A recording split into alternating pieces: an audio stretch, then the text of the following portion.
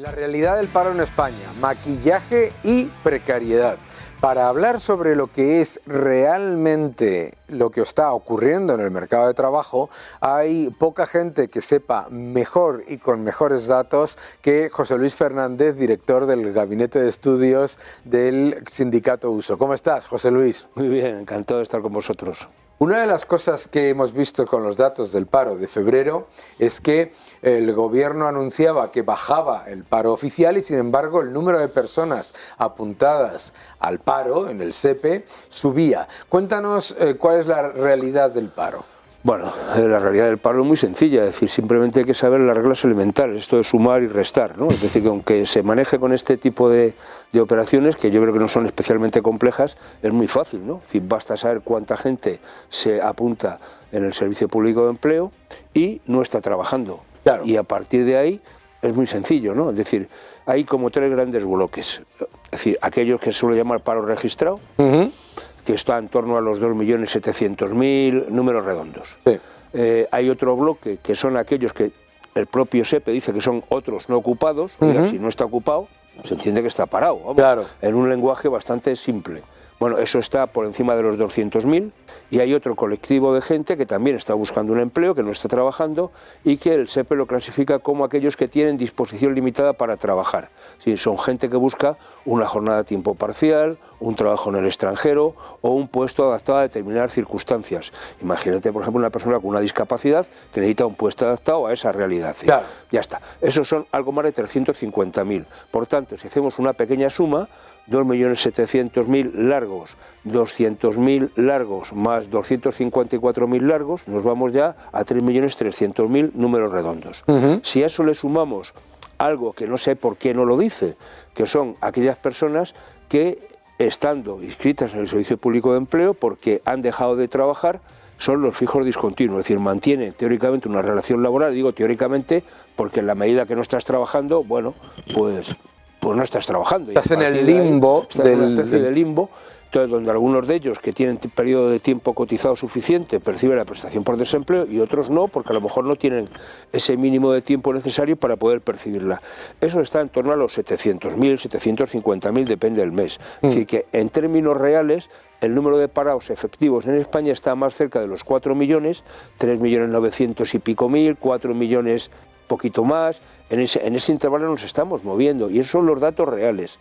Hombre, podemos discutir las estadísticas, vale, hacemos números y cuentas, pero a mí me parece que lo que este gobierno, que va de defensa del escudo social, de defensa de las personas, oiga, preocúpese por las personas y ponga medios para ellos, ¿no? Porque si usted solo cuenta 2.700.000 y la realidad es que hay 4 millones, está usted dejando de desatender a 1.300.000 personas. Claro. Y entonces, ¿qué hacemos? Claro, este es el drama, ¿no? Al engañar con las cifras de manera masivamente optimista y muy propagandista, lo que se hace también es que se está renegando de políticas que podían ayudar a toda esa una cantidad enorme de personas que está no empleada. Pero además, y sobre todo la tipología de esas personas, ¿no? Es decir, yo cuando miro a veces los datos de las personas desempleadas y me fijo en el segmento de edad, y bueno, cómo se reparte. Es curioso, ¿no? Que el mayor número de ellas, en números absolutos, está por encima de los 59 años, ¿no? Claro. Y el siguiente escalón son los mayores de 55. O sea, si cogemos del 50 en adelante, prácticamente el 60% de los parados españoles están en ese tramo de edad. Claro. Digamos, tenemos una población parada, entre comillas, envejecida. Claro. Pero oiga, algo hay que hacer con esta gente, ¿no? Efectivamente. Porque tú no puedes tener una persona con 55 años que le quedan más de 10 años, en el mejor de los casos 10, para jubilarse. ¿Qué hace en el desempleo? Simplemente percepción de un subsidio, porque, oiga, entonces incentive usted políticas para que a esta gente se le pueda contratar y sobre todo déle usted nuevas competencias profesionales, recualifíquele para que pueda adaptarse, ¿no? Y entonces me parece que, pensando un poco en cuál es la evaluación del mercado laboral, qué es lo que se va a demandar, estamos hablando ahora mucho de la inteligencia artificial, del Big Data, de todo lo que tiene que ver con la seguridad informática, oiga, ¿por qué no? buena parte de esta gente usted la recicla, le da una formación adecuada para ponerla en esas nuevas competencias. Claro. Bueno, esta es la realidad, ¿no? Es todavía peor porque, claro, los cursos que se dan para los parados luego son unos cursos que no sirven para absolutamente nada y lo único que hacen es sacar a esos parados de las listas oficiales. Sí, simplemente una forma más de maquillar, ¿no? Eso y de tener a la gente entretenida, entre comillas, entretenida, ¿no? Habrá gente que le Y tampoco entretenida, claro. Pero bueno, el problema es que si usted sigue dando cursos de ofimática, de Word, de Excel y tal, que está muy bien, pues no, pero es que la gente, el usuario normal, eso ya lo controla, ¿no? Claro. Hombre, yo creo que afortunadamente en España el número de titulados superiores se ha incrementado notablemente, es decir, seguramente de las constituciones que mejor tenemos respecto a otros países europeos, sí. Así como en formación profesional todavía nos queda mucho por recorrer y ahí habría que hacer una inversión potente, sin embargo, la parte de gente que no titula la educación obligatoria, la secundaria, claro, seguimos teniendo una tasa que está rondando el 30%, ¿no? Luego, esa gente hay que recualificarla, hay que darle una formación adecuada, no hay derecho a que un chaval o una chavala salga del sistema educativo sin unas competencias profesionales que le permitan trabajar y a partir de ahí empecemos a construir, ¿no? Claro. Es decir, el Servicio Público de Empleo no puede ser un mero gestor de una prestación. Eso es. Se ha convertido en una especie de... Tendría que servir para dotar a la gente de nuevas competencias, de formarles, de conducirles. Claro. Sí, hombre, no puede ser que el itinerario, estos famosos de los que hablan, sea señalar con el dedo el tablón de anuncios. Claro. Porque se ha convertido el servicio público de empleo en servicio público de subvención, nada más. Sí, o sea, pero esto es un poco lamentable, ¿no? Es decir, yo creo que eso está bien, digo que si la gente tiene una necesidad hay que atenderla y hay gente, pero, hombre, pero lo que no podemos, nadie quiere estar 10 años subsidiado. Claro. Es decir, el otro día me llamaba un amigo, es decir, que hasta en este tipo de situación ya lleva desde los 54 años con el subsidio porque no le contrata a nadie. Claro. Porque no le contrata a nadie. Claro, y luego pasa a ese limbo de personas no ocupadas, que además es importante recordar, porque lo estábamos comentando antes de que tú y yo entrásemos en plató, que la forma de cálculo del paro es diferente a otros países. Sí, hombre, yo creo que ellos cuentan, que otros países se cuentan, hombre, un parado es un parado y es una persona que no está trabajando, claro, así de sencillo, ¿no? O sea, aquí el problema que tenemos es... Vamos a ver, yo les pongo un ejemplo que yo creo que se entiende muy bien cómo se distorsiona y sobre todo la realidad de los fijos discontinuos ha distorsionado las cuentas. Claro. Y es el paradigma de Baleares. Baleares, el otro día, uno mira los datos, dice, vamos a ver, ¿cuántos parados aparecen en Baleares? Parados registrados, el número oficial. Algo más de 30.000, 35.000, 37.000 en ese entorno. Uno se va unas páginas más atrás del informe que hace el propio SEPE y que donde detalla las prestaciones que se están percibiendo. Entonces, perceptores de prestaciones en Baleares, 70.000. Oye, más del doble. Más del doble. Más del doble. Más del doble. Prestaciones por desempleo. O sea... Digo, que está bien, que tienen derecho a ello, pero oiga... Sí, pero claro, pero que no nos cuentes que tienes una tasa de paro en el mínimo récord cuando tienes al más del doble de personas percibiendo un subsidio por desempleo. Pero una prestación por desempleo. Oiga, si es por desempleo, es que está desempleada. Y yo creo que los funcionarios del SEPE en este sentido son especialmente rigurosos. Sí. No le dan a nadie una prestación por desempleo que no esté parado. Efectivamente. Entonces, o sea, ¿cuál es el paro real? El número de personas que están percibiendo prestación. Claro, ahí... Eso es un indicador que no falla, ¿no? Claro, eso nos demuestra que, como decía aquí en este programa un amigo mío, Marc Vidal, decía, claro, es que no son fijos discontinuos, es que son parados discontinuos, claro, porque el tiempo que pasan trabajando es muchísimo más bajo, ¿no? Sí, bueno, pero eso es una... O sea, vamos a ver, aquí hay un tema también de concepto, ¿no? Yo creo que este gobierno, con ese afán de cumplir con Europa y rebajar la tasa de temporalidad, bueno, pues muy bien, estupendo, pero confunde, ¿no? Confunde lo que es un trabajo, digamos, estacional, de temporada, con un trabajo temporal, que son dos cosas distintas. Claro, pero ¿tú crees que lo confunde, ¿no? O simplemente lo maquilla? Que es un hecho, simplemente lo ignora, es decir, claro, y al final lo que ha hecho es, pero bueno, en el fondo, es decir, un contrato que es el de fijos discontinuos, que va muy bien para trabajos de temporada, es decir, se utiliza en Baleares mucho, por eso el paradigma para todo lo que tiene que ver con la hostelería, digamos, la temporada en Baleares son 9, 10 meses y ya está, y luego la gente sabe que hay 2 meses que está parada, no pasa nada y la gente funciona. Ahora, lo que tú no puedes hacer es un contrato de fijo discontinuo para una persona que cubre una suplencia en una tienda de confección durante el mes de verano para cubrir las vacaciones de los empleados. Claro, y eso es lo que se está haciendo. Claro, y una de las, porque ahí, si nosotros miramos datos del paro del año 2019, datos del paro de febrero de 2024, resulta que lo único que ha pasado es que se ha pasado gente que estaba como parada a gente que está como demandante de empleo. Sí, pero bueno, pero esto es una cuestión. Oiga, si yo demando empleo es porque quiero trabajar. Claro, es que es alucinante. Pero entonces, va a decir, esto que se habla de que hay que luchar contra la precariedad. Vamos a ver, si hay 1.200.000 personas que aparecen registrados como demandantes de empleo ocupados, ¿qué tipo de ocupación tienen para seguir buscando empleo? Y sobre el tema de la precariedad que tú comentas con mucha regularidad.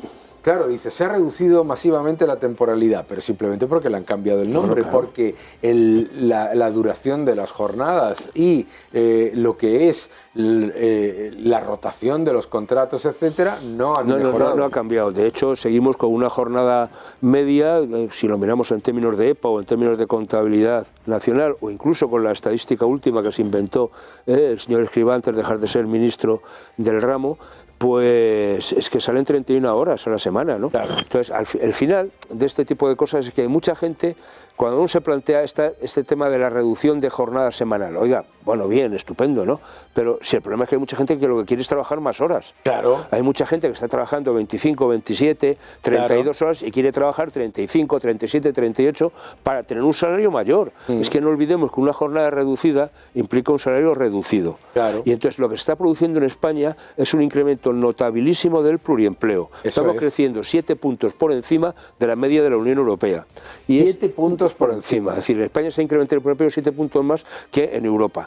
¿Eso es por qué? Porque la gente no llega a fin de mes. Claro. Si una persona trabaja 4 horas, pues tiene medio salario. Entonces claro, necesita otras 4 horas en otro sitio para poder completar un salario. Y esto claro, es lo tremendo.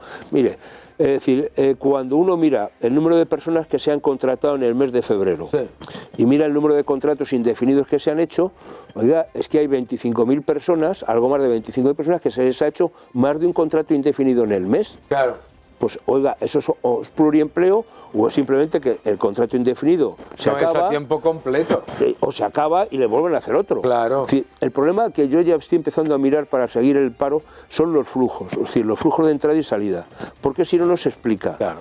O sea, ¿cómo es posible que haciéndose en el mes de febrero 1.100.000 contratos en números redondos, sí, el paro solo baje en 7.000 personas? Claro. Oiga, entonces, ¿cuánto han durado los contratos? Claro. Entonces, ¿qué sucede? Que junto a esos nuevos contratos hay otros tantos que desaparecen. Eso es. Es que es la única solución. Es decir, si hacemos más de 500.000 de contratos indefinidos, ¿cómo el paro solo baja en 7.000? Claro. ¿Dónde está ese 500.000 de gente que se le ha hecho un contrato indefinido? Claro. ¿Está trabajando? Sí. Entonces, ha habido otro 500.000 de gente que ha dejado de trabajar. Claro, ahí en los 21 millones de afiliaciones, que ellos siempre hablan afiliados, pero son sí, afiliaciones, que muestra el Ministerio de Trabajo, en esos 21 millones hay más de 870.000 pluriempleos, ¿no? Sí, sí. Sí, sí. Pero bueno, pero este es pero están tan contentos, ¿no? Es decir, a mí me parece que lo que no es claro, serio... porque yo aquí, perdona, lo que a mí me revienta, o pues desde luego me indigna, es que escucho a esta gente decir que ellos están preocupados por los derechos de los trabajadores y por las condiciones laborales, y lo único que hacen es disfrazarlas. Sí, pero vamos a ver, la ministra lleva poco tiempo en el cargo que se encarga del Ministerio de la Seguridad Social y por tanto llevar esta contabilidad, lleva ya un par de meses diciendo que estamos en cifras históricas. Históricas. Sí. Llevamos más de 500.000 en términos interanuales. ¿Es verdad? Bueno, bien, yo se lo compro. Pero ¿por qué no dice a continuación que para conseguir ese 500.000 de altas en la seguridad social en un año, usted ha tenido que hacer más de 15 millones de contratos? Claro. Entonces sale a 28 contratos. 28 contratos al año. Al año por persona. Por persona. Claro, entonces, oiga, ¿qué me cuentas? ¿No? Claro. O sea, ¿dónde está la estabilidad en el empleo? ¿Dónde está la seguridad? Y luego hay otro dato que yo no he buscado, digo, porque todavía me parece que es muy reciente, y no tendremos es que a partir del mes de enero, y a mí me puede parecer una buena medida, ¿no? Esto es lo que tiene que ver con las altas en la seguridad social de los alumnos que están en prácticas, bueno, tanto de formación profesional y en la universidad, sin entrar en el coste para las empresas, que en un momento determinado puede dificultar y en algunos sitios de formación profesional ha tenido algunos problemas reales, pero bueno, es una forma también de engordar el número de afiliados en la seguridad social de gente que realmente no está trabajando. Claro. Por tanto, hay que ver cómo acaban contabilizando esto. Bueno, pero es un dato... ya lo publicó la propia ministra en sus redes, lo publicó diciendo un gran éxito que aumenta la afiliación en más de 100.000 personas. Bueno, pues esto es una forma también, en el fondo, de hacernos trampas en el solitario. Claro. A mí me parece bien que una persona que está haciendo unas prácticas en una empresa y tal igual, bueno, pues se le pueda dar la seguridad social y empieza a cotizar, pero bueno, pero no está cobrando. Pero no bueno, está cobrando, está generando y de hecho la inmensa derecho, mayoría ¿no? ni siquiera están trabajando, están aprendiendo. Están aprendiendo, bueno, por eso aquí hay situaciones distintas, ¿no? Es decir, seguro, pero el problema de esto es que, por ejemplo, un chico de formación profesional de segundo grado necesita de esas prácticas para poder titular, claro, porque es un módulo específico, es la formación en el centro de trabajo, que si no la realiza no le dan el título. Claro. Con lo cual, si usted, administración, no le facilita ese acceso a las prácticas, usted lo que está haciendo es un fraude, claro, porque no le está posibilitando el que acceda al título. Claro. Oiga, usted tiene que financiar ese tipo de situaciones. Por tanto, oiga, los presupuestos generales del Estado tendrían que cobrar o incluir una partida para financiar este tipo de actividades, ¿no? Y que no fuese a cargo de las empresas, porque si no es auténtico drama, ¿no? Pero bueno, esto es la realidad que hay. Es decir, aquí el problema es, a mí me gusta, siempre me acuerdo, es decir, aparte ya de la canción de Mecano, de Maquíllate, Sombra, pero siempre hay otra de otro grupo famoso de la década, que es lo de Cuéntame un cuento y verás qué contento, ¿no? Y esto es lo que nos están haciendo, ¿no? Están muy contentos porque nos cuentan cuentos, y esta es la realidad, ¿no? Entonces, ¿a quién le quieren engañar? Bueno, pues se ponen a hacer trampas en el solitario, pero esa persona que antes tenía un contrato por obra o servicio y ahora le han hecho un contrato de fijo o discontinuo, está trabajando lo mismo, no nota absolutamente nada, pero hay un hecho estadístico que mejora. Pero yo lo que le pregunto a los señores del Ministerio es, oiga, ¿por qué no se aplica usted el cuento en el ámbito del sector público? Claro. 30% de temporalidad en el ámbito de las administraciones públicas, frente a un 14-15% que ha bajado y que está en estos ámbitos en el sector privado. El sector privado ha hecho los deberes y el sector público no. Nos acaba de pegar un viaje el Tribunal de Justicia de la Unión Europea con la situación de los interinos en España, ¿no? Claro. Oiga, ¿ustedes eso cómo me lo va a hacer, no? Claro. ¿Dónde está la responsabilidad de la Administración? Aquello que usted tiene que gestionar, ¿cómo lo está gestionando? Yo creo que ahí el gran problema con el que se enfrenta España en cualquier caso es la oportunidad perdida, porque claro, con la obsesión de maquillar los datos agregados y decir hemos reducido la temporalidad cambiando la forma de contabilizarla, aunque no cambie la temporalidad efectiva, hemos reducido el paro, aunque no baje el paro efectivo, y hemos aumentado a récord la afiliación, aunque metamos ahí pluriempleo y becarios. Claro, el gran problema es la oportunidad perdida, porque es que en ese periodo, mientras estamos hablando, 2019-2023, Grecia, sin hacer todo ese maquillaje, ha reducido el paro. Bueno, nos ha adelantado. Quiere decir que estábamos antes, Grecia era la campeona y ahora es España la campeona del paro. Hay dos datos que yo creo que son, o tres datos, que me parece que son especialmente reveladores. Uno, este mes de febrero se ha incrementado el paro juvenil, es decir, el número de personas jóvenes inscritas y los demandantes de primer empleo, que en muchos casos seguramente sean coincidentes. Es muy significativo decir que también tenemos un mercado laboral, tenemos una actividad económica, incluso un crecimiento económico que no es capaz de absorber el incremento de esa población activa. Esa gente que quiere empezar a trabajar no es capaz de absorberla, ¿no? Y eso es muy preocupante pensando en el devenir de los acontecimientos, ¿no? Y luego, que buena parte de esa contratación indefinida que se nos está vendiendo tan maravillosa es a tiempo parcial. Claro. Es decir, solo del total de contratos indefinidos, de ese más de medio millón de contratos indefinidos, solo el 46-47% son a tiempo completo. Si eso lo llevamos al 1.100.000, es que prácticamente es un 25%. Es decir, uno de cada 4 contratos son indefinidos a tiempo completo. Oiga, esos son los contratos pata negra. Es decir, que tenemos un 75% de gente que está en condiciones de parcialidad, de temporalidad, en el fondo de precariedad. Claro. Oiga, pues no me cuente usted tantas alegrías. A mí me parece que hay que ser un poco más riguroso, más serio por parte del gobierno, no vendernos como un éxito lo que no es. Tampoco digo que sea un desastre. Claro. Tampoco es que no, oiga, pues sea usted, simplemente cuente las cosas como están. Pero fíjate, diga José que Luis, podemos mejorar, sea un poco autocrítico, ¿no? A mí sí me parece un desastre, porque si tú ves que España, utilizando los datos oficiales, es el país 18 de los 27 de la Unión Europea, utilizando ese maquillaje y todo, el 18 de los 27 en reducción de paro 2019-2023, y que el gobierno te dice que 1 de cada 4 empleos se crea en España. Hombre, 1 de cada 4 parados está en España, ¿no? 1 de cada 4 parados pero de bueno, Europa. pero el que no se consuela es porque no quiere. Es decir, cuando miran las tasas de paro, es decir, de Eurostat, al final España es la que lidera esta situación, lideramos el paro juvenil. El maquillaje. Claro, claro. Entonces al final dices, oiga, pero esto que me cuenta usted, si es que si Europa está en una media que no llega al 6% y sobre todo la zona euro, y España estamos rondando el 12%, es decir, la media del año 2023 se sitúa en el 12%. Oiga, claro. ¿de qué estamos hablando, no? Es que duplicamos. Es una auténtica barbaridad. Entonces me parece que este país tendría que plantearse distintas cosas. ¿Qué es lo que ha crecido este último mes?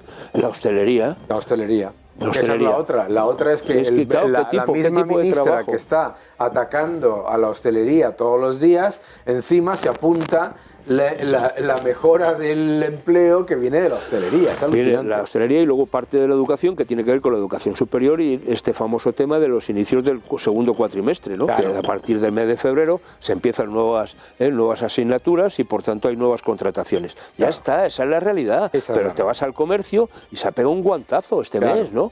Entonces, que esa es la realidad. Entonces me parece que este país tendría que ser un poco más crítico, y sobre cuando digo este país me refiero a quien nos gobierna, ¿no? Claro. Tendría que ser un poco más rigurosos y realistas en el análisis, porque si no hay un análisis realista no podrás poner soluciones realistas, ¿no? Si tú te inventas un escenario idílico, no necesitas mejorarlo porque ya es idílico. Oiga, ya está bien, ¿no? Claro. De contarnos batallitas y guerras de flores y todas estas cosas que quedan muy bonitas, pero la realidad de la gente es que no llega a fin de mes.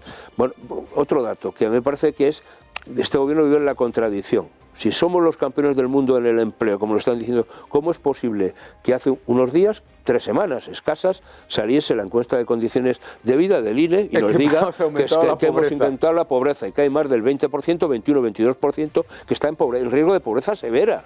Oiga, entonces, ¿cómo es eso? ¿Cómo teniendo un empleo tan estupendo y unos salarios tan estupendos incrementa el riesgo de pobreza en este país? Claro. Algo no cuadra, algo no cuadra. Algo no cuadra. Efectivamente.